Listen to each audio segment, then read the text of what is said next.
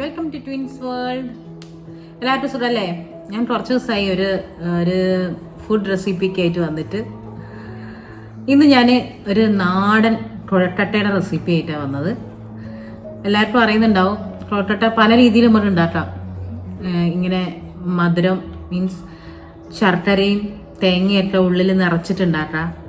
പിന്നെ അതല്ല, വെറുതെ നമ്മൾ കടുകിട്ട് വറവിട്ടിട്ടുണ്ടാക്കാം, ചെറിയ കഷ്ണമായിട്ട് മുറിച്ചിട്ട്. പക്ഷേ അങ്ങനെയൊന്നുമല്ല ഞാനൊന്നും ഉണ്ടാക്കാൻ പോകുന്നത്. നല്ല എരിവൊക്കെ ഇഷ്ടമുള്ള ആൾക്കാർക്ക് പറ്റിയൊരു റെസിപ്പിയാണ്. ഞങ്ങളുടെ നാട്ടിലൊക്കെ അങ്ങനെയാണ് ഉണ്ടാക്കുക. അവിടെ എൻ്റെ വീട്ടിലൊക്കെ എല്ലാവർക്കും ഇതുപോലെ കഴിക്കാനാണ് ഇഷ്ടം. ഇതിൻ്റെ ഒരു പ്രത്യേകത എന്ന് പറഞ്ഞാൽ, ഇത് വേണമെങ്കിൽ നമുക്കൊരു മെയിൻ ഡിഷായിട്ട് തന്നെ കഴിക്കാം. ഇനി ബ്രേക്ക്ഫാസ്റ്റ് ആയാലും, ഇനി വൈകുന്നേരം 4 മണി പലഹാരമായിട്ടും, ഇങ്ങനെ എപ്പോൾ വേണമെങ്കിലും കഴിക്കാൻ പറ്റുന്ന ഒരു ഐറ്റമാണ്. അപ്പോൾ നമുക്ക് നോക്കാം എങ്ങനെ ഉണ്ടാക്കുകയെന്ന്. ഓക്കെ, ഞാനിവിടെ 1.5 കപ്പ് പത്തിരിപ്പൊടിയാണ് എടുത്തിരിക്കുന്നത്. എന്നിട്ട് സാധാരണ നമ്മൾ പത്തിരിക്കൊക്കെ കുഴയ്ക്കൂലേ, അതേപോലെ നല്ല തിളച്ച വെള്ളത്തിൽ ഉപ്പിട്ടിട്ട് മെല്ലെ ഒഴിച്ചു കൊടുക്കുക പൊടിയിലേക്ക്.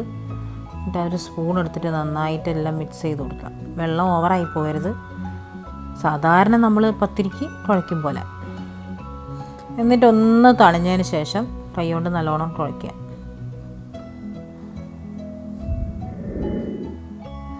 കയ്യിൽ ഇങ്ങനെ ഒട്ടിപ്പിടിക്കാതിരിക്കാൻ കുറച്ച് വേണം വെളിച്ചെണ്ണ ആട്ടുന്നത് നല്ലതാട്ടോ.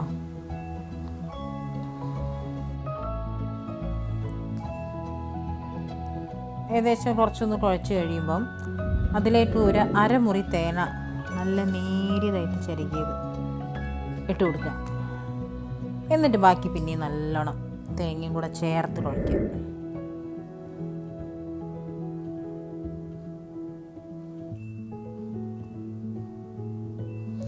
അങ്ങനെ നമ്മളിത് മുഴുവൻ കുഴച്ച് കഴിഞ്ഞതിന് ശേഷം ചെറിയ ഉരുളകളാക്കിയിട്ട് വെക്കാം. ഇത് നമുക്ക് ഇനി സ്റ്റീം ചെയ്യാനുള്ളതാണ്.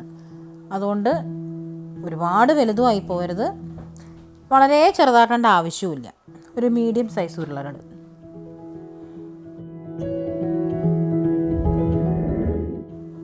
അങ്ങനെ നമ്മൾ ഫുൾ മാവും നല്ല ബോൾസാക്കി വെച്ച് കഴിഞ്ഞു.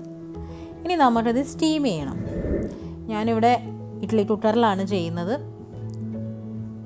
ഓരോരോ ബോൾസായിട്ട് വെച്ച് ഒരു അരമണിക്കൂർ സ്റ്റീം ചെയ്യാം. അപ്പോൾ അരമണിക്കൂർ കഴിഞ്ഞിട്ട് ഞാനിതൊന്ന് തുറന്ന് നോക്കുകയാണ്. ഗ്യാസ് ഓഫ് ചെയ്ത് നല്ല ചൂടുണ്ട്, ചൂടോടെ തുറന്ന് നോക്കി നന്നായി കുക്കായി വന്നിട്ടുണ്ട്. ഇതുകൊണ്ടാണ് ഞാൻ ഒരുപാട് വലുതാക്കരുതെന്ന് പറഞ്ഞു, ഉള്ളിലൊക്കെ വേവണം. ഇനി നമുക്കിത് ചെറിയ ചെറിയ പീസസ് ആയിട്ട് മുറിക്കാം. ഇതേപോലെ ഒരു ബോള് ഒരു 8 കഷ്ണമാക്കിയിട്ട് മുറിച്ചാൽ മതി. ഇനി ഇതിലും ചെറിയ കഷ്ണം ആട്ടണമെങ്കിൽ ആട്ടാട്ടോ. ഞാൻ പിന്നെ ഈ ഒരു സൈസിലാക്കിയെന്നേ ഉള്ളൂ, അത് നിങ്ങളെ ഇഷ്ടം പോലെ. പിന്നെ ഒരു കാര്യം പ്രത്യേകം ശ്രദ്ധിക്കണം, നന്നായി തണിഞ്ഞതിന് ശേഷം മാത്രം മുറിക്കുക, അല്ലെങ്കിൽ കത്തിയിലൊക്കെ പറ്റി പിടിക്കും. ഇനി നമുക്ക് ഗ്യാസിൽ ഒരു പാൻ വെച്ചിട്ട് അതിലേക്ക് ഒരു 2 ടേബിൾ സ്പൂൺ വെളിച്ചെണ്ണ ഒഴിച്ചു കൊടുക്കുക.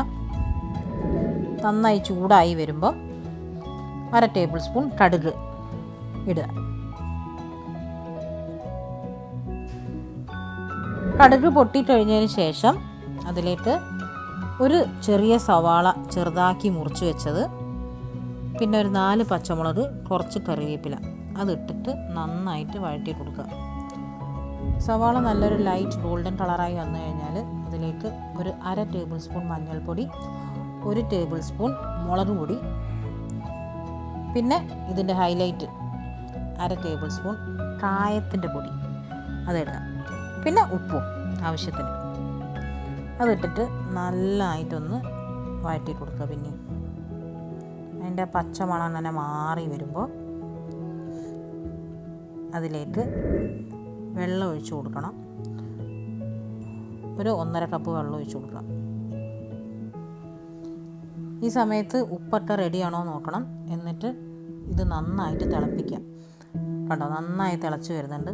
ആ സമയത്ത് നമ്മൾ മുറിച്ച് വെച്ച കുഴക്കട്ടയില്ലേ, അത് ഇതിലേക്ക് ഇട്ട് കൊടുക്കുക.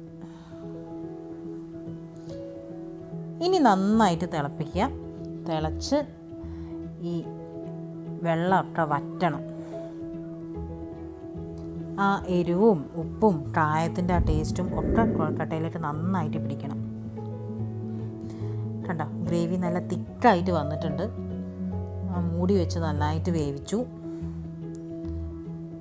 അപ്പോൾ അതിൻ്റെ ആ ടേസ്റ്റ് മുഴുവൻ, ആ ഗ്രേവീൻ്റെ ടേസ്റ്റ് മുഴുവൻ ആ കൊഴുക്കട്ടയിലേക്ക് നല്ലോണം പിടിച്ചിട്ടുണ്ട്. കുറച്ച് സമയം കൂടെ ഗ്യാസിൽ വെക്കണം. ഒന്നുകൂടെ ഒന്ന് വറ്റാനുണ്ട്. ഗ്രേവി വേറെ ആയിട്ട് നിൽക്കാൻ പാടില്ല. ഇത് നന്നായിട്ട് പെരണ്ട് നിൽക്കണം. അതാണ് അതിൻ്റെ ടേസ്റ്റ് കഴിക്കാനുള്ളത്. എരിവ് കുറച്ചുകൂടെ കൂടുതൽ വേണം എന്നുള്ള ആൾക്കാർക്ക് കുറച്ചുകൂടെ എരിവിടാം കേട്ടോ. ഇനി ഇത്ര വേണ്ടാന്നുണ്ടെങ്കിൽ കുറയ്ക്കുകയും ചെയ്യാം. അത് നിങ്ങളെ സൗകര്യം പോലെ എരിവിനനുസരിച്ച് കൂട്ടുകയോ കുറയ്ക്കുകയോ ഒക്കെ ചെയ്താൽ മതി. അപ്പോൾ നമ്മുടെ കൊഴുക്കട്ട റെഡി ആയി കഴിഞ്ഞു. ഇനി നമുക്കിത് സെർവിങ് പ്ലേറ്റിലേക്ക് മാറ്റാം. അങ്ങനെ നമ്മളെ അടിപൊളി കൊഴുക്കട്ട, മസാല കൊഴുക്കട്ട റെഡി ആയി കഴിഞ്ഞു. ഇതെല്ലാവരും വീട്ടിലുണ്ടാക്കി നോക്കണം. എരിവൊക്കെ ഇഷ്ടപ്പെടുന്ന ആൾക്കാർക്ക് എന്തായാലും ഭയങ്കരമായിട്ട് ഇഷ്ടമാവും. പിന്നെ ഇതിൻ്റെ ഹൈലൈറ്റ് എന്ന് പറഞ്ഞാൽ കായപ്പൊടിയാണ്. കായപ്പൊടി ഇടാൻ ഒരിക്കലും മറക്കരുത്. കാരണം കായത്തിൻ്റെ ആ ഒരു ഫ്ലേവർ വരുമ്പോഴാണ് ഇത് കൂടുതൽ ടേസ്റ്റിയർ ആയിട്ടുണ്ടാവുക. അപ്പോൾ എന്തായാലും ഒരു പ്രാവശ്യമെങ്കിലും ഇതുപോലെ ഒന്ന് ട്രൈ ചെയ്ത് നോക്കണം. നിങ്ങൾക്ക് എന്തായാലും ഇഷ്ടപ്പെടാതിരിക്കില്ല. അപ്പോൾ എൻ്റെ വീഡിയോ ഇഷ്ടപ്പെട്ടെന്ന് വിചാരിക്കുന്നു. ഇഷ്ടപ്പെട്ട ലൈക്ക് ചെയ്യണം, കമൻറ്റ് ചെയ്യണം, എൻ്റെ ചാനൽ സബ്സ്ക്രൈബ് ചെയ്യണം. ഓക്കെ, ഇനി അടുത്തൊരു വീഡിയോ വരുന്നവരെ ബൈ.